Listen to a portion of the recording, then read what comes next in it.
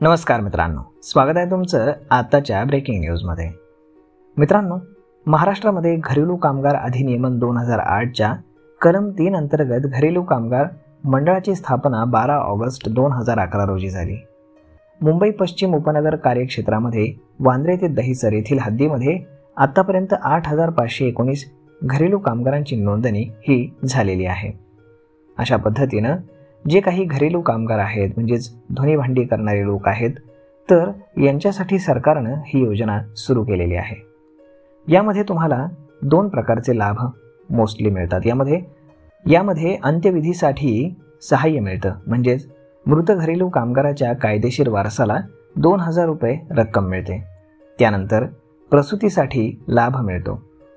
यामध्ये 31 जुलै 2024 पर्यंत वयोगट 55 ते 60 वर्षातील नोंदीमध्ये घरेलू कामगारांना सन्मान धन योजनेअंतर्गत प्रत्येकी 10,000 रुपये लाभ देण्यात आलेला आहे। यामध्ये काही निकष देखील लावण्यात आलेत। यामध्ये लाभार्थ्याचं वय हे 16 ते 59 वर्ष असावं, तो आयकर भरणारा व्यक्ती नसावा, असंघटित कामगार क्षेत्रामध्ये तो कार्यरत असणं आवश्यक आहे। त्यानंतर ई श्रम पोर्टलवरती तुम्हाला त्याची नोंदणी करावी लागणार आहे।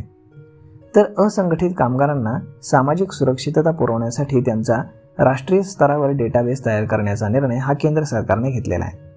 तेव्हापासून त्यांच्या नोंदणीसाठी ई श्रम पोर्टलचं उद्घाटन करण्यात आले। सद्यस्थितीमध्ये कॉमन सर्व्हिस सेंटर मार्फत राज्यातील 36,000 असंघटित कामगारांची नोंदणी यामध्ये करण्यात आलेली आहे। तर मग आता यामध्ये आवश्यक कागदपत्र कोणकोणती लागणार आहेत ते जाणून घ्या।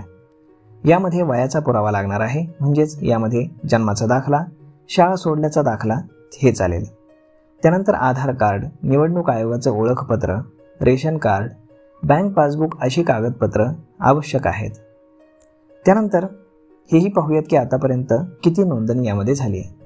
तर वयाचे 18 वर्ष पूर्ण करून परंतु 60 वर्ष पूर्ण नसलेल्या घरेलू कामगारांचा लाभार्थी म्हणून 14 नोव्हेंबर 2011 पासून नोंदणी करण्यासाठी सुरुवात झालेली आहे। कामगार उपायुक्त मुंबई पश्चिम उपनगर कार्यक्षेत्रामध्ये वांद्रे ते दहिसर येथील हद्दीमध्ये 8519 घरेलू कामगारांची नोंदणी झालेली आहे। तर मग मित्रांनो, अशा पद्धतीनं जर तुम्ही धुणी भांडी करत असाल तर मग लवकरच ई श्रम पोर्टलवरती जाऊन आपली नोंदणी करावी।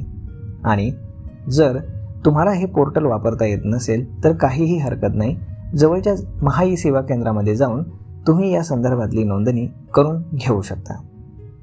तर मग मित्रांनो, सरकारकडनं हे लाभ मिळवण्यासाठी तुम्हाला नक्कीच याची मदत होणार आहे। तर मग मित्रांनो, हा व्हिडिओ, ही माहिती तुम्हाला कशी वाटली हे तुम्ही आम्हाला कमेंट करून नक्कीच सांगा। आणि जर तुम्हाला आवडली असेल तर आपल्या जवळच्या मित्रमंडळींसोबत देखील हा व्हिडिओ तुम्ही शेअर करायला विसरू नका। धन्यवाद।